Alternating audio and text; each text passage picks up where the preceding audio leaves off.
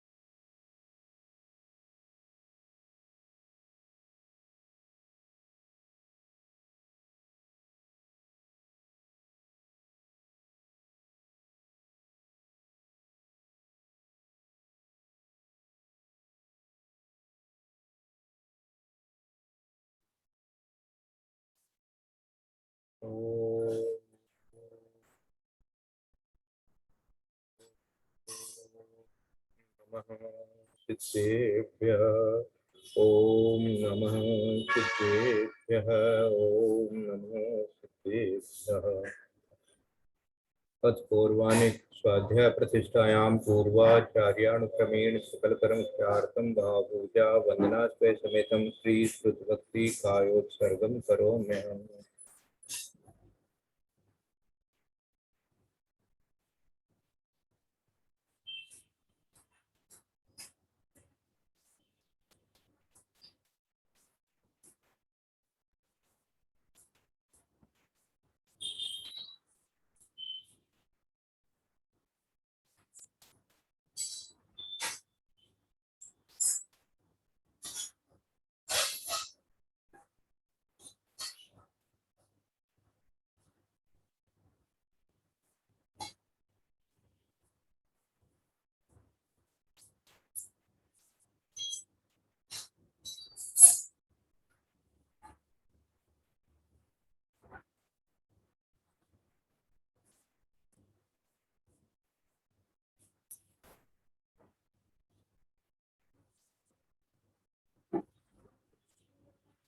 ओम नमः सिद्धेभ्यः ओम नमः सिद्धेभ्यः ओम नमः सिद्धेभ्यः।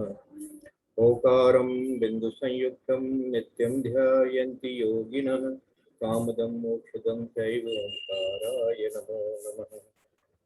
अविरल शब्द घनोग प्रक्षालित सकल भूतल कलंका मुनिविरूता सिद्धीर्था सरस्वती हरतु नो दुरितं सज्ञान्तिमिरान्धानां ज्ञानाञ्जनशलाकया चक्षुर्मीलितमेन तस्मै श्रीगुरुवे नमः। श्रीपरमगुरुवे नमः। परम्पराचार्य श्रीगुरुभ्यो नमः।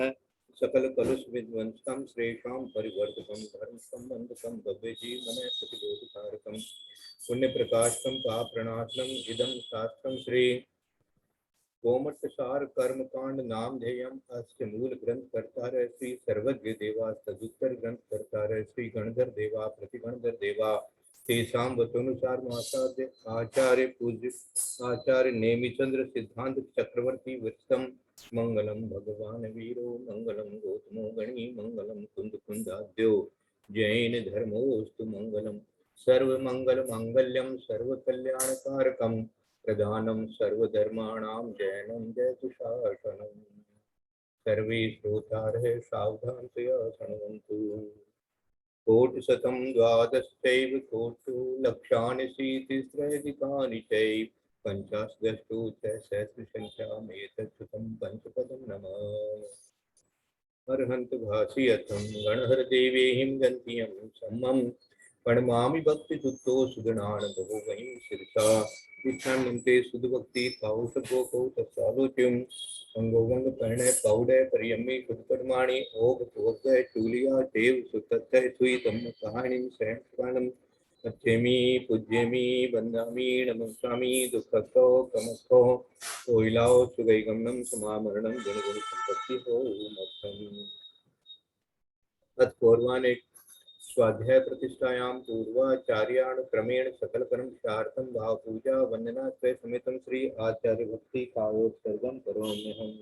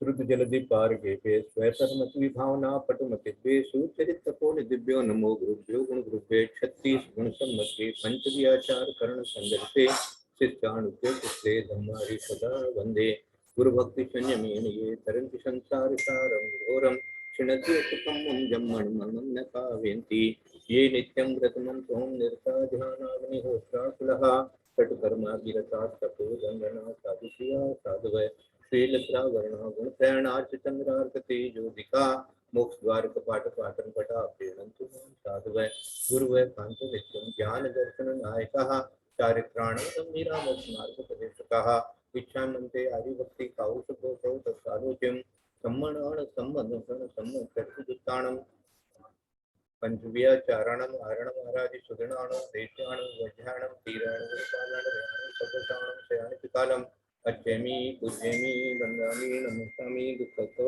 समत्वः कोविलाओ सुगई गंगम समानानं जंगम संपत्ति को पाणमीय शीर्षाणेमिं गुणरयण विभूषणं महावीरं समत्तरण निलयं पैडिसं मुक्तिषणं वोच्छम्। बोले देवादिदेव महावीर भगवान की जय। बोले देवादिदेव नेमिनाथ भगवान की जय।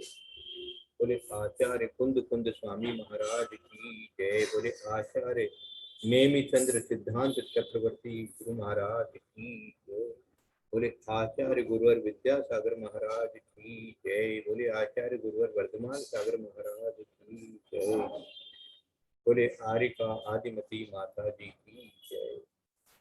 सरस्वती नमस्तुभ्यं वरदे कामरूपिणि विद्यारंभं करिष्यामि सिद्धिर्भवतु मे सदा। बोले द्वादशां गुरुवाणी माता की जय।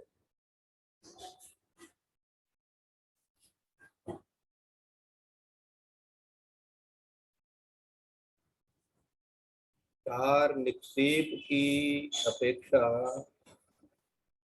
हम लोग कर्म के बारे में पढ़ रहे हैं। नाम, स्थापना, द्रव्य और भाव। नाम कुछ भी रखा जा सकता है, इसलिए वो नाम निक्षेप कहलाता है। कर्म है, कर्म का जो नाम अपन ने रखा है तो वो नाम निक्षेप है। स्थापना में तदाकार और अतदाकार जो बात अपन ने समझी थी, उस पर गुरुदेव से चर्चा हुई है और तदाकार के बारे में चिंतन बताया गया है। अतदाकार तो अपन ने समझ लिया था कि जिस प्रकार से कोई विधान करते हैं, उस समय जो कोठे बना लेते हैं, उसमें चावल इत्यादि रख लेते हैं और कह देते हैं कि यह ज्ञानावर्णी कर्म, यहाँ दर्शनावर्णी कर्म, यहाँ मोहनीय कर्म, इस प्रकार से। तो यह अतदाकार स्थापना एक तरह से हो जाती है। लेकिन जो तदाकार स्थापना है, तो जो जैसी गति में होता है, जैसे मनुष्य है मनुष्य के आकार में है और कर्म भी उसी आकार में है, तो वो तदाकार उन कर्मों की वहाँ स्थापना जब अपन करते हैं, विचार करते हैं कि यहाँ ये कर्म है, तो वो तदाकार स्थापना कहलाती है। इस प्रकार से तदाकार स्थापना भी समझाया गया है। उसके बाद में जो द्रव्य निक्षेप की अपेक्षा से आगम द्रव्य और नो आगम द्रव्य समझाया गया था, तो आगम द्रव्य के लिए अपन ने याद किया था कि जो वर्तमान में ऐसा ज्ञान उसको नहीं है कर्म शास्त्र के बारे में। ज्ञान तो है लेकिन वर्तमान में उस रूप से उसका उपयोग नहीं हो रहा है, इसलिए वो आगम द्रव्य कहलाता है। और नो आगम द्रव्य में वर्तमान की बात होएगी कि कर्म का वर्तमान में क्या स्थिति है, उस प्रकार की बात जो हो रही है। तो वर्तमान में उनके लिए गायक शरीर की अपेक्षा से अपन चिंतन कर सकते हैं, भावी की अपेक्षा से कर सकते हैं। यद्यपि यह नो आगम द्रव्य है और वर्तमान की अपेक्षा से कह रहे हैं, फिर भी उसमें भी जो बताया गया था कि जैसे होने वाला राजा है तो इसलिए उसको राजा कहते हैं, इसलिए वर्तमान में उपयोग की अपेक्षा से उसमें नो आगम द्रव्य में उनको घटाया, भावी को भी घटाया, गायक शरीर को भी घटाया, और तद व्यतिरिक्त ये भी नो आगम द्रव्य ही है। ये नो आगम द्रव्य में जो गायक शरीर अपन ने सीखा था, उस गायक शरीर के लिए भूत वर्तमान और भावी लगा लेना, क्योंकि गायक शरीर पहले भी था, वर्तमान में है, आगे भी रहेगा। इस प्रकार से गायक शरीर के बारे में बताया था। और भूत का जो शरीर है, उस शरीर के बारे में अपन ने च्युत, स्वाभित और त्यक्त, ये 3 प्रकार से पढ़ा था। तो इस पर भी चर्चा आचार्य श्री से हुई थी। तो च्युत का अर्थ तो अपन ने समझ लिया था, च्युत मानी जिसको अपन ने छोड़ करके आ गए, परंतु कदली घात नहीं हुआ था, पूरी आयु करके आए हैं। तो इसलिए च्युत के ऊपर में आचार्य श्री का चिंतन चल रहा था, आचार्य श्री से चर्चा हो रही थी। तो उन्होंने बताया कि ये जो हमने पूर्ण आयु का यहाँ पर आयोजन एक तरह से यहाँ चल रहा है, वो पूर्ण आयु इसीलिए चल रहा है कि यहाँ से च्युत होकर के जावे, है ना। त्यक्त होवे तो बहुत अच्छी बात है, त्यक्त होवे तो बहुत अच्छी बात है, अर्थात संन्यास मरण करें तो बहुत अच्छी बात है, लेकिन संन्यास मरण नहीं भी होवे तो भी आयु पूरी करके जावे, इसलिए पूर्ण आयु, आयु पूरी करके जावे, च्युत रूप से जो है इसका निक्षेप हो। तो इस प्रकार से कह करके बताया कि ऐसा आयोजन यहाँ है। और चाबित जो होता है, चाबित कहते हैं जो कदली घात मरण करता है, उसको चाबित कहते हैं। और अनिक समय से पहले जो निक्षेप आयु कर्म के उदीर्णा होकर के झड़ जाते हैं, तो इसलिए वो चाबित शरीर कहलाता है। और जो त्यक्त होता है उसके 3 भेद किए हैं, भक्त प्रतिज्ञा, इंगिनी मरण और प्रायोग भगवन। इसके बारे में अपन ने पढ़ा है और इसका विस्तार जो है वो अपन मरण कंडिका इत्यादि और भगवती आराधना इत्यादि ग्रंथों से अपन जानते हैं। और जो हमारा भक्त प्रतिज्ञा है, उसमें भी अपन 3 भेद कर सकते हैं, उत्तम, मध्यम और जघन्य। जो उत्तम होता है वो तो उत्कृष्ट, उत्कृष्ट कहना चाहिए, उत्तम नहीं उत्कृष्ट कहना चाहिए। तो उत्कृष्ट तो जो 12 वर्ष का संन्यास ले लिया जाता है तो वह भक्त प्रतिज्ञा मरण कहलाता है। और जघन्य अंतर्मूर्त का होता है, और इसके बीच का जो भी समय है वो मध्यम कहलाता है। इस प्रकार से काल की अपेक्षा से अपन ने इसको भक्त प्रतिज्ञा को भी 3 प्रकार से समझा था। इस प्रकार से अपन ने ये जो चार्ट एक बना हुआ है पेज नंबर 40 पर, इसको अपन ने अच्छी तरह से मनन कर लिया था। इसके बाद में अब अपन 67वीं गाथा में चलेंगे। तो 67वीं गाथा में अपने को मिलेगा कि अब मूल प्रकृति और उत्तर प्रकृतियों में नामादि 4 निक्षेप के भेदों को कहते हैं। ये 67 नंबर की गाथा आ रही है। मूलोत्तरपैडीणं नामादि एवमेव नवरिं तु सगणामेणयणामं धवणादवियं हवे भावो। कह रहे हैं कि कर्म की मूल प्रकृति 8, मूल तर पैडीणम नामादि एवमेव नवरिम तु, वो तो कर्म की मूल प्रकृति, मूल और उत्तर पैडीयम माने प्रकृति, तो मूल प्रकृति और उत्तर प्रकृति कितने हैं? एवमेव नवरिम तु सगणामेणीय नामम थवणा दव्यम हवे भावो। इसकी संस्कृत छाया पढ़ करके सुनाते हैं। मूलोत्तर प्रकृति नाम नामादय एवमेव नवरितु नामना च नाम स्थापना द्रव्यम भवेत भावः। कर्म की मूल प्रकृति पैडियम नामादि एवमेव नवरिम तु एवमेव एवमेव एवमेव एवं एव नामादि नवरिम तु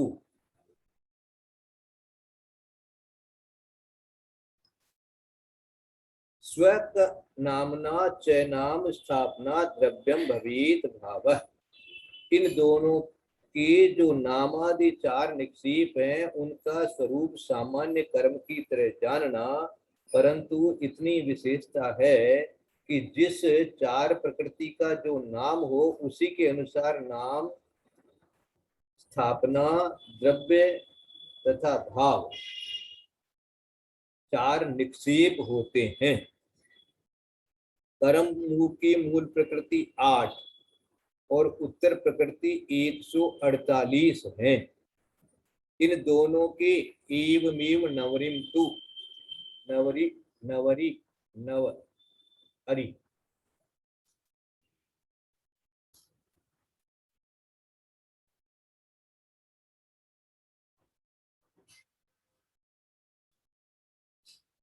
एवं एव नवरी तु 8 और स्वक नामना च नाम स्थापना द्रव्यम भवेत भावः। कर्म की मूल प्रकृति 8, मूल उत्तर पैडियम नामादि एवं एव नवरिम तु नव में एक कम,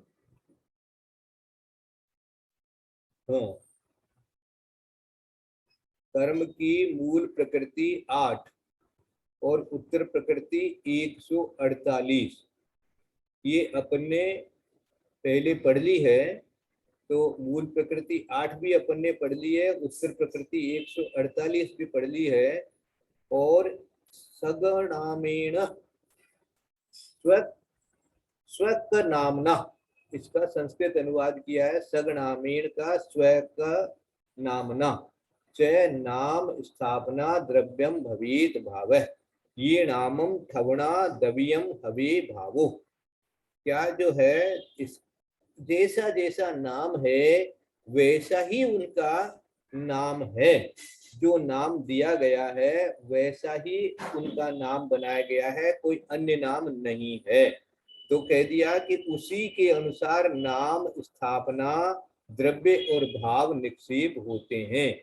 अर्थात जो जैसा नाम है वैसा ही उसका काम भी है, ऐसे समझ लो। जो पहले अपन पढ़ चुके हैं कि जिसका जो नाम है उसी का वो काम है, इस प्रकार से। अब इसी बात को आगे की गाथा में उपर्युक्त कथन में कुछ विशेषता है सो कहते हैं। तो 67वीं गाथा और 68वीं गाथा दोनों एक साथ अपन समझ लेंगे। 68वीं गाथा कह रही है मूलोत्तर पैडीणम, है ना, जो ऊपर की गाथा में वो की वही यहाँ पर भी शब्द आया, तो ऊपर भी आया मूलोत्तर पैडीणम नामादि। तो मूलोत्तर पैडीणम नामादि चौविहम हवे सुगमम, है ना, चौविहम हवे सुगमम माने जो 4 प्रकार जो कहे हैं, 4 प्रकार कौन से कहे हैं?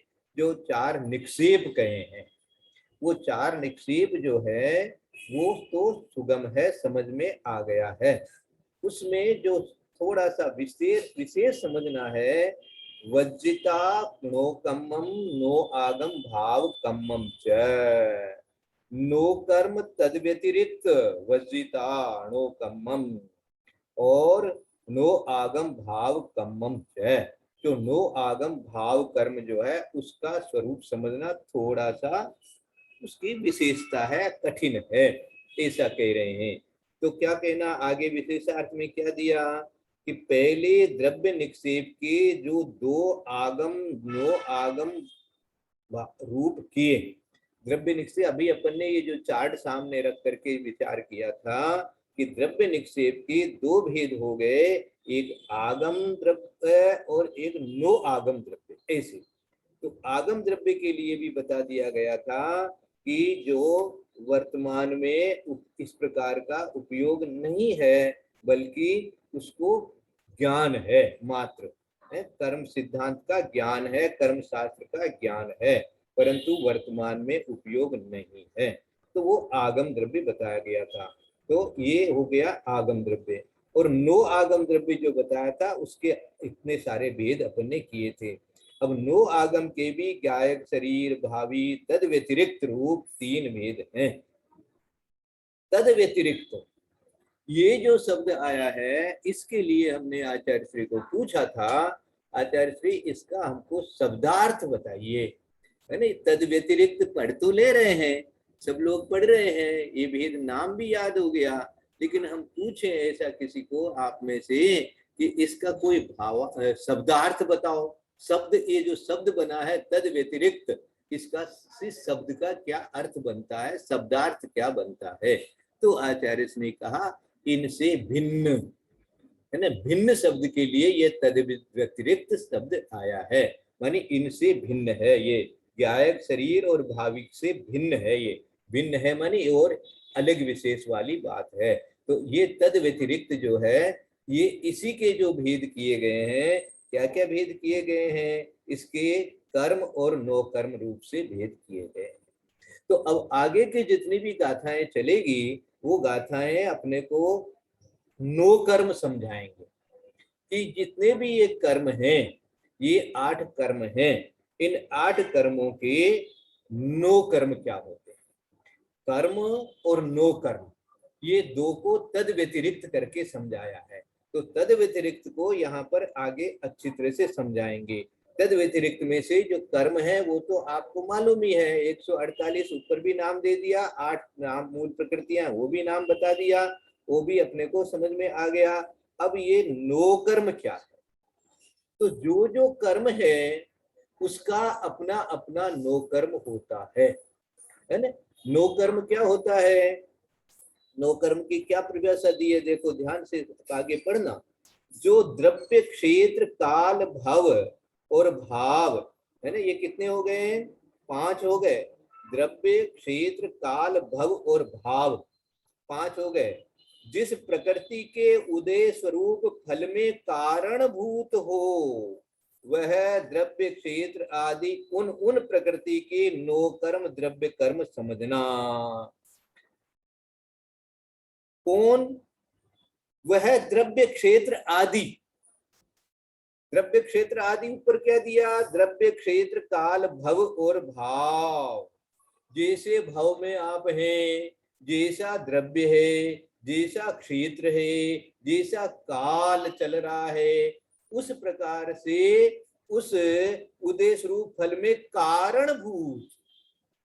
समझे आप कि अभी जैसे आपके सामने शास्त्र जी रखा है, और शास्त्र जी रखा है ज्ञानावरण कर्म के लिए विशेष क्षयोपशम हो रहा है, अर्थात ज्ञानावरण कर्म का इस प्रकार का उदय आ रहा है कि जो जो जो निषेक उदय में आकर के हमारा ज्ञान ढक रहे थे वो इस समय उदय को प्राप्त नहीं हो रहे हैं, अन्य उदय। तो किस प्रकार की उदय की स्थिति चली, वो किसके कारण से हुई, कारणभूत क्या है, कारणभूत द्रव्य क्षेत्र काल भव और भाव, ये पांचों ही कारण बनते हैं, कारणभूत हैं इसमें, उस कर्म के उदय के फल में, उदय स्वरूप फल में। कोई भी कर्म जो आपके साथ में है वो जब उदय में आ रहा है तो वो कैसे उदय में आ रहा है, बोले जैसा द्रव्य क्षेत्र काल भाव है उस प्रकार से वो उदय में आ रहा है। इसलिए जो द्रव्य क्षेत्र काल भाव रहेगा वही उसका नो कर्म कहलाएगा।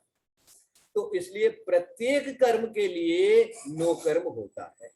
प्रत्येक जो आठों कर्म है या 148 भी लगाएंगे तो सबके लिए लगा देंगे कि वो उसका भी कोई कोई नो कर्म होगा।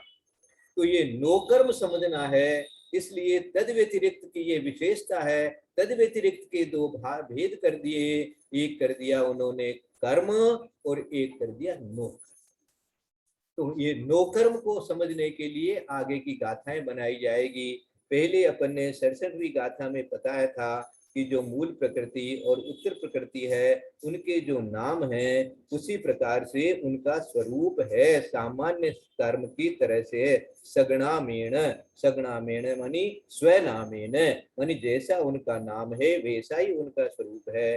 ठगुणा नामम ठगुणा दव्यम हवे भावो, मानी उनका जो नाम, उनका जो स्थापना, उनका जो द्रव्य और भाव, यहाँ से भी ये चीज निकल जाती है कि स्थापना जो यहाँ पर कर रहे हैं तो जहाँ जो कर्म है उसी में उसकी स्थापना करने से वो तदाकार स्थापना वाली बात भी जो अपने को थोड़ा संशय सा चल रहा था वो भी यहाँ से समझ में आ जाता है। और इस तरह से अपन ने ये 67वीं गाथा का अर्थ किया। और उसके बाद में 68वीं गाथा में मूलोत्तर पैडियम नामादि चौबिहम हवे सुगमम, सुगम मानी सरल है, सुगम है, इसका संस्कृत दिया है। मूलोत्तर प्रकृति नाम नामादि चतुर्विधम भवेत् सुगमम वर्जयित्वा नो कर्म नो आगम भाव कर्म च, है ना। वर्जित्वा नो कर्म, वर्जित्वा मानी वर्जिता, तो क्या दे दिया कि इनके भी जो इनको समझने के लिए कैसे दिया, मूल तथा उत्तर प्रकृतियों के नामादि चार निक्षेपों को जानना सुगम है, किंतु नो कर्म तद व्यतिरिक्त तथा नो आगम भाव कर्म का स्वरूप वज्जिता मानी इनके अलावा बाकी सब सुगम है। वज्जिता मानी इनके अलावा, किनके अलावा, नो कर्म और नो आगम भाव कर्म, इन दो के अलावा, वज्जिता मानी इनसे, वर्जित मानी इनके अतिरिक्त, इनसे इनके बिना, तो वज्जिता का अर्थ होता है। तो बाकी तो सब सुगम है लेकिन ये जो दो है ये इसको हम अलग से समझाएंगे। नो कर्म क्या है और नो आगम भाव कर्म क्या है ना।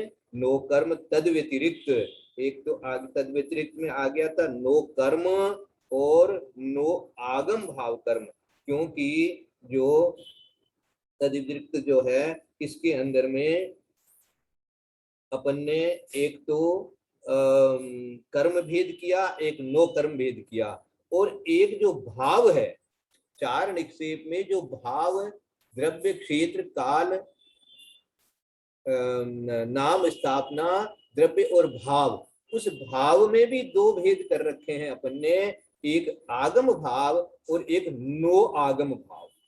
तो अपन जब पढ़ रहे थे 65वीं गाथा तब भी अपने को ये सोचना पड़ रहा था कि ये भाव और नो आगम भाव, आगम भाव और नो आगम भाव कैसा है। तो इनमें जब पहले अपन 65वीं और 66वीं गाथा को आप वापस देखो तो उसके अंदर में उसका जो अर्थ दिया था उस अर्थ से ऐसा लग रहा था कुछ समझ में नहीं आ रहा है, दोनों एक जैसी ही बात लग रही है। कैसी थी, आगम भाव के लिए दिया था कि जो जीव कर्म स्वरूप के प्रतिपादक आगम शास्त्र का जानने वाला है तथा वर्तमान काल में उसी शास्त्र के चिंतन रूप उपयोग से सहित है, उस जीव को आगम भाव कर्म जानना चाहिए। ये 65वीं गाथा में लिखा हुआ था। अर्थात आगम भाव कर्म तो अपने समझ में आ गया था कि भाई जिस समय उसका इस प्रकार का भाव है, कर्म के चिंतन रूप से भाव चल रहा है, इसलिए वो आगम भाव है। परंतु आगे की गाथा में नो आगम भाव भी समझाया था कि नो आगम भावो पुण्य कम फलम भुंजमान गो जीवो, कर्म फल को भोगने वाला जीव नो आगम भाव कर्म है। अब पहले कह रहे हैं कि जिसका जैसा कर्म जैसा भाव है वो भाव आगम भाव है? और नो आगम भाव माने उसका जो कर्म का फल भोगता हुआ। अब ये जो फल भोगता हुआ में और भाव कर रहा है वैसा, इसमें क्या अंतर हो गया? अंतर हो गया। भाव कर रहा है अर्थात उस प्रकार का उसका चिंतन चल रहा है ना, इसलिए दिया चिंतन रूप उपयोग से सहित है। उपयोग में उस प्रकार का चिंतन उस कर्म के बारे में, तो ये हो गया आगम भाव। और नो आगम भाव फिर और क्या होता है? बोले जिसमें भोग रहा, चिंतन नहीं कर रहा है लेकिन उस प्रकार के कर्म को भोग रहा है। तो इसलिए ये नो आगम भाव जो है ये भी समझ में नहीं आया था, इसलिए यहाँ पर कह दिया इन्होंने 68वीं गाथा में कि इसको समझने के लिए थोड़ी सी विशेषता है। तो इसलिए इन्होंने ये 68वीं गाथा बनाई कि वज्जिता नो कम्मम नो आगम भाव कम्मम च, नो कर्म और नो आगम भाव कर्म, इनमें क्या विशेषता है ये बताने के लिए हम आगे थोड़ा सा समझाना चाहते हैं। इस प्रकार से अपन ने 67वीं और 68वीं गाथा भी आज समझी है। 68वीं गाथा के इस विशेषार्थ में जो लिखा हुआ है उसको और एक बार याद कर लो कि पहले द्रव्य निक्षेप के दो भेद आगम नो आगम रूप किए थे, ये बात समझ में आ गई थी। नो आगम के भी ज्ञायक शरीर भावी और तद्वित रूप 3 भेद किए थे, ये भी याद हो गया। तद्वित के 2 भेद कर्म और नो कर्म रूप जानना। अब इसमें जो नो कर्म द्रव्य है इस शब्द से भी दो, इस शब्द से क्या समझना? नो कर्म द्रव्य कर्म, नो कर्म द्रव्य कर्म, ये पूरा नाम दिया है। इस शब्द से नो कर्म तद व्यतिरिक्त नो आगम द्रव्य समझना, क्योंकि नो आगम द्रव्य की बात हो रही है, उसमें से भेद निकाला तद व्यतिरिक्त, और तद व्यतिरिक्त में से भेद निकाला नो कर्म तद व्यतिरिक्त। तो नो कर्म तद व्यतिरिक्त डैश लगा के नो आगम द्रव्य समझना। जो द्रव्य जो अब ये नो आगम द्रव्य क्या है? नो कर्म तद व्यतिरिक्त के अंदर में वो है जो द्रव्य क्षेत्र काल भव और भाव जिस प्रकृति की उदेश रूप फल में कारणभूत हो वो नो कर्म। शॉर्ट में ये समझो, सार रूप से ये समझो कि नो कर्म क्या है ये समझाना चाहते हैं, और नो कर्म का कितना महत्व है ये भी समझ लेना चाहिए। ये जितना भी हम लोग बाह्य वस्तुओं का जो त्याग इत्यादि बताते हैं, ये सब बातें अपन नो कर्म समझ लेंगे तो इनका महत्व, इस त्याग का महत्व समझ में आ जाए। निश्चय और व्यवहार जब समझते हैं तो ज्यादातर लोग निश्चय की अपेक्षा से कह देते हैं कि भैया राग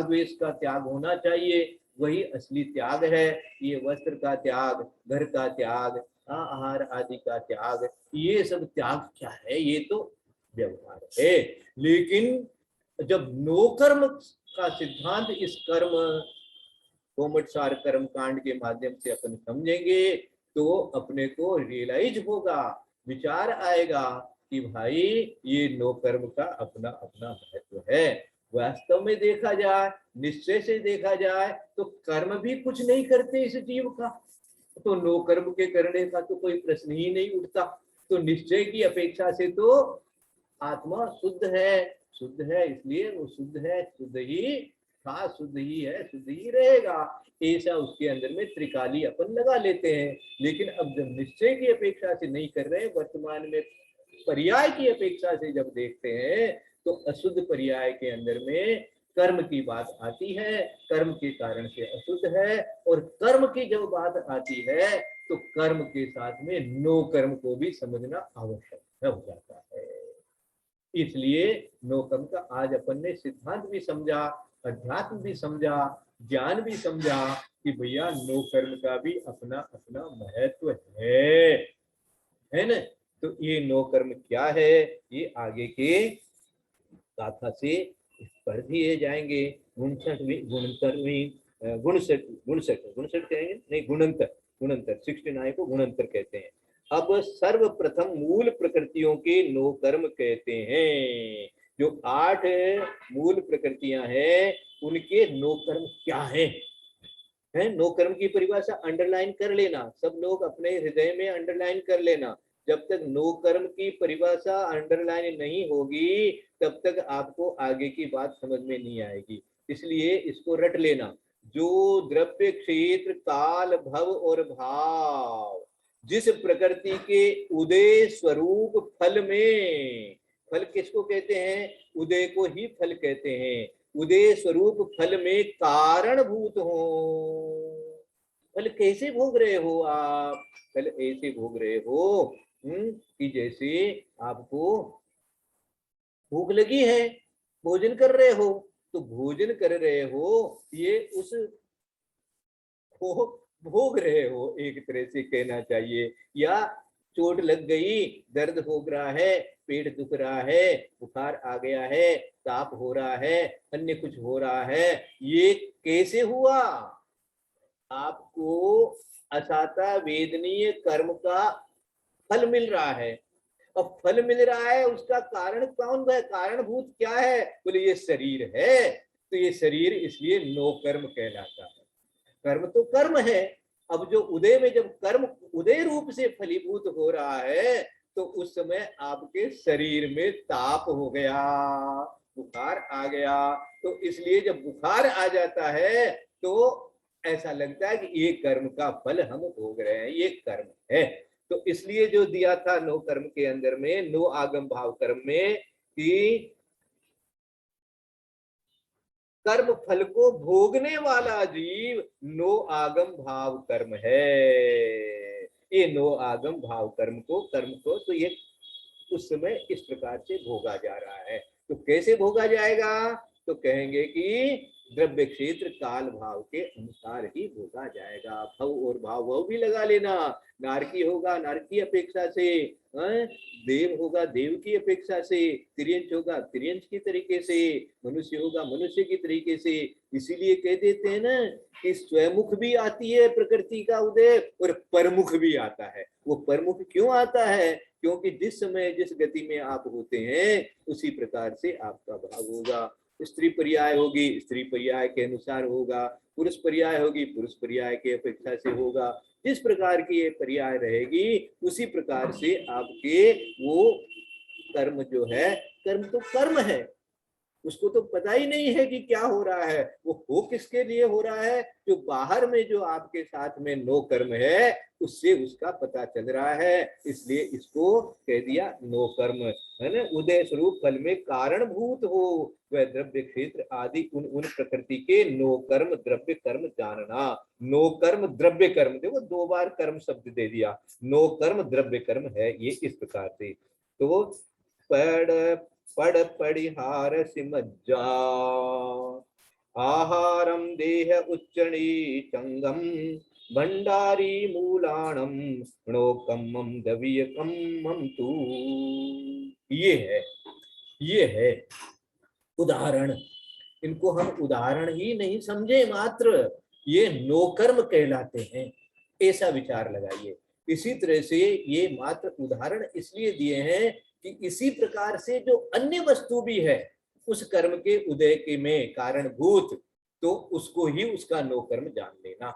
तो कहते दिया ज्ञानावरण कर्म का 9 कर्म वस्त्र है पड़, पड़ मानी पट, पड़ शब्द जो आया पट, पट मानी वस्त्र, और परिहार, परिहार का तथा शेष कर्मों के क्रम से प्रतिहार। प्रतिहार किसको कहते हैं? जो दरबान जैसा रहता है, रोक देता है, उसको प्रतिहार कहते हैं, है ना। और सिमज्जा, असी, असी, असी कहेंगे तलवार को, असी। और मज्जा मानी मध्य, ये मध्य किसके लिए आया? मध्य आया मोहनीय कर्म के लिए। असी किसके लिए आया? असी आया वेदनीय कर्म के, क्योंकि क्रम से चल रहे हैं अपन। सबसे पहले उन्होंने ज्ञानावर्णी का बताया, ज्ञानावर्णी का पट मानी वस्त्र, उसके बाद में प्रतिहार, प्रतिहार मानी द्वारपाल, द्वारपाल हो गया दर्शनावर्णी के लिए। तलवार में जो शहद लपेटी तलवार ऐसा बताते हैं तो वो वेदनीय कर्म के लिए बताते हैं। और फिर मध्य मानी मोहनी कर्म के लिए, आहारम, आहार किसके लिए बताया, आयु कर्म के लिए बताया, और देह शरीर, और शरीर किसके लिए बताया, नाम है नाम कर नाम कर। आप ध्यान से सुन रहे हैं, है ना, मैं बोले जा रहा हूँ, तो ध्यान से सुन रहा है कि नहीं सुन रहा है, तो आप बोले तो समझ में आ गया कि आप ध्यान से सुन रहे हैं, बहुत अच्छा लग रहा है आपको, प्रणाम है। तो ऐसा, तो नाम कर्म के लिए ये शरीर का नाम होता है। उच्च नीच शरीर है, ये भी उच्च नीच जाति के लिए मानी शरीर ही वैसा बन जाता है। मानी देखो उच्च नीच शरीर, देखो ध्यान देना, ये उच्च नीच शरीर क्यों लिखा है यहाँ पर, चिंतन करना। जो जैसा वीर्य और रज होता है ना, उसी के अनुसार आपका शरीर बनता है जी। तो जो नीच गोत्र हुआ, तो नीच गोत्र कैसे हो गया, बोले वो वैसा ही नीच गोत्र वाला ही रजवीर्य था, इसलिए वहां पर उसका शरीर जो बना वो नीच गोत्र वाला ही बन गया। ऐसे इसीलिए कहते हैं कि उच्च गोत्र में जन्म ना हो। जन्म कैसे होगा भैया, जन्म तभी होगा जबकि आपके पास में उच्च हाँ गोत्र वाला वीर्य और रज होगा, नहीं तो आपका जो नीच गोत्र वाला होगा वो नीच गोत्र को ही बना देगा। इसलिए शरीर लिख दिया इन्होंने कि ऊंच नीच शरीर। और भंडारी वाली बात तो अंतराय कर्म के लिए लगती ही है, इसीलिए बताते थे हमारे जो विष्णु सह विष्णु सागर महाराज, जो रतनलाल जी भाई साहब हमारे सह विष्णु सागर महाराज, वो बताते थे कि ये जो विजातीय व्यवहार होता है ना, वहां तक कोई वो कुछ नहीं है, लेकिन उनसे जो संतान की उत्पत्ति होती है वो गड़बड़ होता है। तो वहां जाकर के नीच गोत्र एक तरह से कहा जाता है। तो ये इसलिए शरीर लगा दिया, उच्च नीच शरीर गोत्र कर्म के लिए भी लगा दिया, और शरीर नाम कर्म के लिए बता दिया, और भंडारी वाली बात बता दिया। विशेषार्थ पढ़ करके आज का स्वाध्याय अपन समाप्त करेंगे। ज्ञानावरण का लो कर्म द्रव्य वस्तु के चारों ओर लगा हुआ वस्त्र है, जो वस्तु के ज्ञान को नहीं होने देता, वस्तु के ज्ञान को नहीं होने देता कि ये वस्तु क्या है ना। वस्तु यदि ढकी हुई हो तो अपने को पता नहीं चलता है कि इसके अंदर क्या है ना। जैसे ढक्कन लगा हुआ है किसी बर्तन में, तो जब तक वो ढक्कन लगा रहेगा तब तक अपन जान नहीं सकेंगे कि इसके अंदर में क्या है। तो वो ढक्कन ही एक तरह से उस वस्तु को ज्ञान करने का नोकर्म हो गया, है ना। तो उदाहरण के लिए जैसे पर्दा लगा दिया, तो पर्दा लग जाने के बाद में पीछे में क्या है पर्दे के अपने को पता नहीं चलता। इसी तरह से दरवाजा लगा देते हैं, तो इस प्रकार की चीजें अपने को ये ज्ञानावरणी कर्म के लिए होगा। दूसरा दिया है दर्शनावरणी कर्म का नो कर्म द्रव्य द्वार पर नियुक्त द्वारपाल है, ये अलग है। ये एक बाहर से बनता है। बाहर से क्या बनता है, जो राजा के समान निजात्म रूप आत्मा का अवलोकन नहीं होने देता, ये बाहर से बनता है दर्शनावली कर्म। ये तो बाहर से तो सभी बनते हैं, नौकर्म है तो बाहर ही है सब, लेकिन इसको जैसे द्वारपाल का उदाहरण बनाया है, तो ये और इस परिभाषा को पढ़ना, राजा के समान निजात्म रूप। राजा कौन है, निज आत्म स्वरूप। हमारी आत्मा का जो स्वरूप है, हमारी आत्मा जो है, आत्मा का जो स्व स्वरूप है वो राजा है। दर्शनावरणी कर्म के लिए उदाहरण तो बहुत अच्छा है कि राजा का दर्शन नहीं होने देता द्वारपाल खड़ा है। तो ये तो बहुत साधारण उदाहरण से समझ में आ जाता है, ये व्यवहारिक उदाहरण है। इसका जो असली उदाहरण दर्शनावरणी कर्म में जब घटाएंगे तो विचार लाना कि वो द्वारपाल कौन है।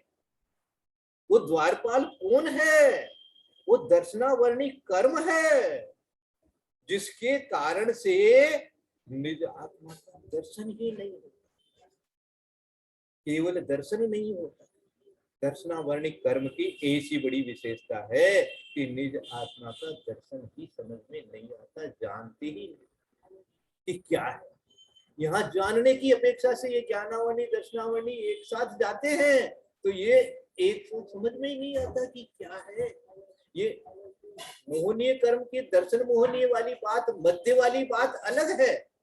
वो तो वहां तो मध्य पी रखा है, इसलिए नहीं जान रखा है। और यहाँ पर तो दर्शनावर्णी कर्म के कारण से स्वस्वरूप को प्रकट ही नहीं होने देता। क्या दिया देखो, का अवलोकन नहीं होने देता। जो राजा के समान निजात्म रूप आत्मा, निजात्म रूप आत्मा शब्द 2 बार आ गया, निज आत्म रूप आत्मा, आत्मा माने उसका आत्मा का स्वरूप, निज आत्म, निज आत्म, आत्मा का तो ज्ञान हो गया कि आत्मा है, लेकिन उस आत्मा में निज आत्म रूप से अवलोकन नहीं होता। ठीक, समय है 2 4 5 मिनट तो बता देता हूं। इसके ऊपर में जो चर्चा बनी है वो आज ले आता हूं, इस विषय को लेकर के, है ना। आगे इस विषय को आगे की क्लास में ले लेंगे। तो आचार्य श्री ने पूछा था कि भाई जब ध्यान होता है तो कौन सा भाव होता है ना। जो क्या एकाग्र चिंता निरोधो ध्यानम, उस ध्यान के समय कौन सा भाव होता है? तो कोई कह देगा कि सभी भाव में ऐसा ध्यान हो जाता है। तो आचार्य ने ऐसा नहीं है, ये कर्म निरपेक्ष भाव है उस समय, और कर्म निरपेक्ष भाव पारिणामिक भाव होता है। और पारिणामिक भाव जो है वो अशुद्ध और शुद्ध 2 प्रकार का। इसलिए इस ध्यान की अवस्था में अशुद्ध पारिणामिक भाव बताया, और शुद्ध पारिणामिक भाव तो सिद्धों में है। परम पारिणामिक भाव, शुद्ध पारिणामिक भाव वो सिद्धों में है, वहां पर तो कर्म निरपेक्ष है ही। यहाँ भी जो ध्यान जिस समय होता है, जिसके कारण से कहा गया है समय सार में कि बंध नहीं होता, उस सम्यक दर्शन की, उस ज्ञान की, उस भाव की। और अपने समय सार जब पढ़ा था तो हम आचार्य ज्ञान सागर महाराज ने जगह जगह लिखा था कि ये उस समय निर्विकल्प समाधि में जब होता है तो उस समय उसके बंध नहीं होता है, अन्य अवस्था में होता है। इस प्रकार की बात अपन ने पढ़ी थी। तो ये वो निर्विकल्प समाधि की अवस्था जो समय सार में अपन ने पढ़ी थी, और ध्यान की बात जो पढ़ी थी वो अशुद्ध पारिणामिक भाव आचार्य श्री ने समझाया है। इतना ही बात आज लेंगे। आपको बहुत सुख मिल गया है और अपन ने भी बहुत अच्छे से स्वाध्याय याद कर लिया है। बाकी के जो नाम है वो शायद लपे की तलवार का वेदनीय कर्म है, मोहनीय मध्य के अनुसार है।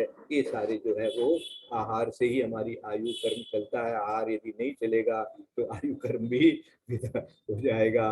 और इसके किसी प्रकार से औदारिक शरीर इत्यादि नाम कर्म, गोत्र कर्म का नो कर्म द्रव्य नीच शरीर है, ऊंच नीच शरीर है, इस प्रकार अंतराय जो है भंडारी की तरह से ये बातें जो है अपन कल यहाँ से शुरू करके और कुछ और कोशिश करेंगे आगे स्वाध्याय करने की। आज के लिए अपन यहाँ पर पंडित जी जय जिनेंद्र। पंडित जी 3 इनका ना 66, पंडित जी 66 67 68 के इनकी सबके ना वो सब शब्द डाल दीजिएगा। हाँ करते 66 67 68 तीनों का ना शब्द डाल दीजिएगा प्लीज। है हाँ करते आज एकता का भिन्न नहीं लेंगे क्या अर्थ सिर्फ हैं? भिन्न हाँ तत्व जी, हाँ जी, हाँ जी, इससे भिन्न भिन्न शब्दार्थ जो है वो ऐसा। वर्जिता फल वंदना भैया जी, तो इसका संधि विच्छेद तत् और प्लस अव्यतिरिक्त हाँ, होगा। उससे अलग तन्मानी हुआ है। अगर हम संधि विच्छेद हाँ, करते हैं हाँ, तत् उससे प्लस अव्यतिरिक्त। अति अति अव्यतिरिक्त। हाँ ठीक। यदर्थ मात्रा पदिवाक्यहीनं मया प्रमादादति किंचनोक्तं तन्मे क्षमित्वा विदधातु देवी सरस्वती केवलबोधलब्धिं। बोधि समाधि परिणाम शुद्धि स्वात्मोपलब्धि शिवशोक्य सिद्धि। चिंतामणिं चिंतित वस्तुदाने त्वां वन्दमानस्य ममास्तु देवी। जावाणी के ज्ञान से सूझे लोकालोक, सोवाणी मस्तक नमो सदा ते प्रमोदो। ही जिनवाणी भारती तो जपन दिन रैन, जो तेरा प्रणा दे सो पावे सुखैन। देव भजो अरहंत को गुरु से हो निर्ग्रंथ, दया धर्म पालो सदा यही रस शासन गुरु द्वारा।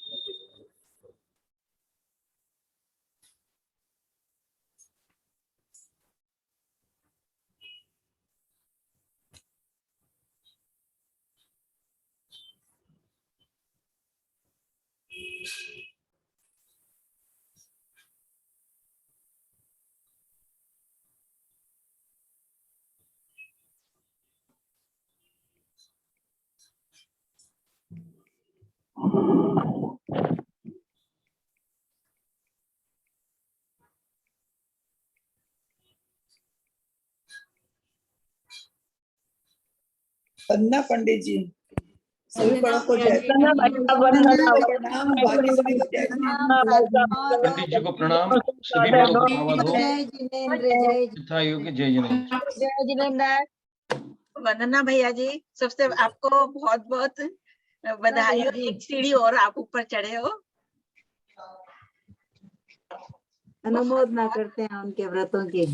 हाँ, व्रतों की अपन को भी ऐसी शक्ति बहुत- मिले, अपन भी तो आगे क्या बढ़े। कल से इसी समय 8:45 बजे शुरू होगा स्वाध्याय? ऐसा है कि अब हमको 2:30 तक फिनिश करना है। जी, अब आप चाहे जब भी शुरू करो, मैं 2:30 फिनिश करना चाहूंगा।